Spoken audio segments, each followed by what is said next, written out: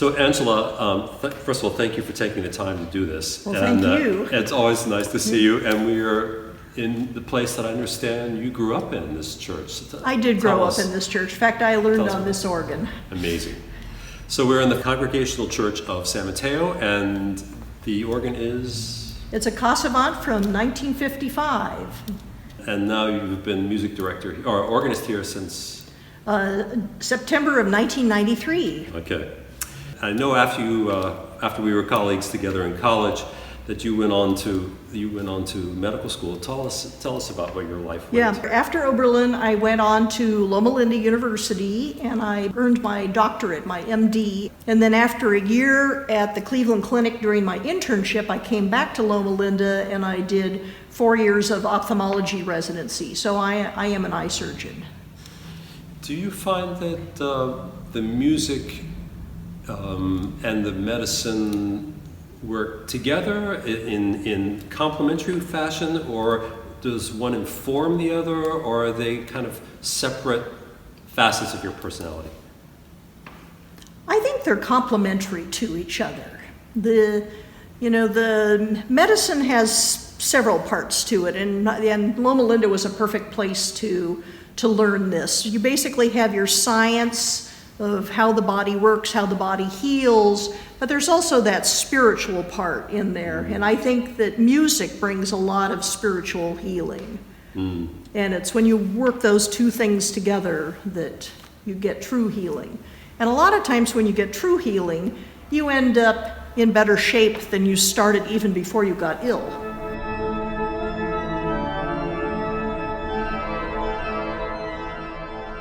I'm here to talk a little bit today about the organ postlude that I played for the Joe Biden-Kamala Harris inaugural prayer service this past January.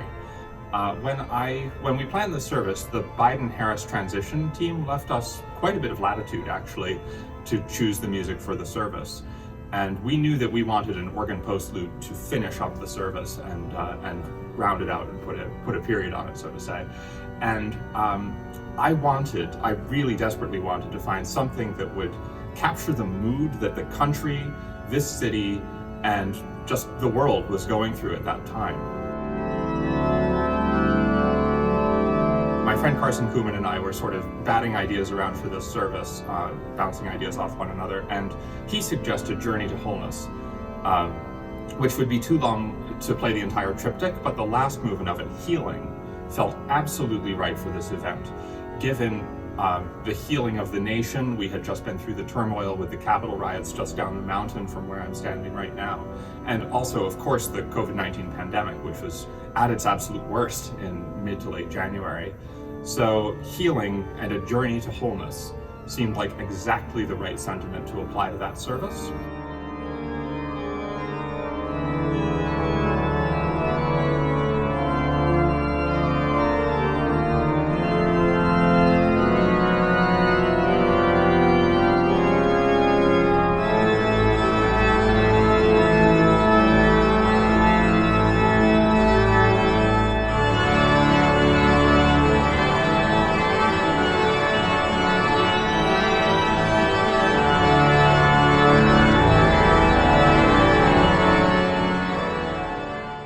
So tell me about this particular piece of music, which the piece that was done, of course, was the third of a set from the set Journey to Wholeness.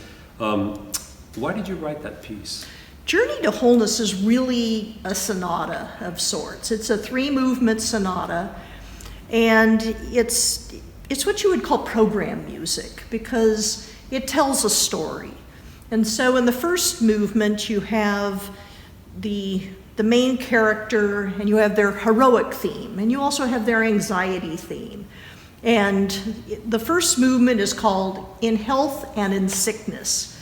The second movement is called Empathy, and it shows the power of a caregiver, a provider who basically cares empathetically for the patient. And then the third movement, which was the movement that was played at the National Prayer Service, is called Healing. And like most people who are seriously ill, they try to do too much too soon, and they fail on their first attempt to get up and going. And so that's how the third movement starts. And then they're revisited by the empathy theme, and then true healing happens after that. Well, this piece is I know, dedicated to Dr. Wilbur Alexander, who is a big inspiration to you. Tell us about how that person affected you, and why you chose to dedicate the piece to him, and what you think that has to offer in your expression as an artist. Dr. Alexander, also known as Uncle Will, was very much, he personified empathy more than anybody I've ever met. And even in his mid-90s, he still went on rounds every day with the internal medicine team. And his whole legacy was teaching the healthcare providers, whether it be nurses or physicians or dentists or physical therapists, about discovering empathy within themselves and approaching their patients that way. Mm-hmm. And that it was only through that you basically bring true healing to people.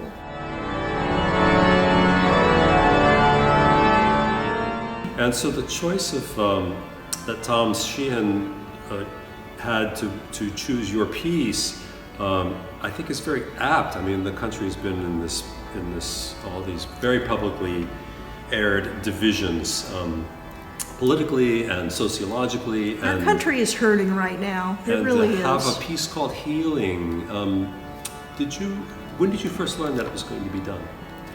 Actually, the day of the inauguration, which was 24 hours ahead of the National Prayer Service. Wow, that's very exciting. I was quite amazed myself. Yeah, and did you enjoy Tom's interpretation of it? Yes, I thought he did a beautiful job. Yeah, no, I'm not surprised. Well, Tom is a wonderful musician. Yeah, he is.